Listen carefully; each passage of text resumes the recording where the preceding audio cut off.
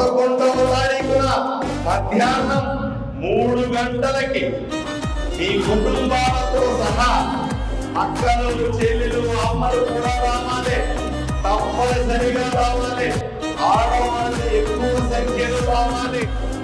అందరూ కూడా ఇక్కడ మున్సిపల్ గ్రౌండ్స్ లో పెద్ద బహిరంగ సభ చేస్తాం.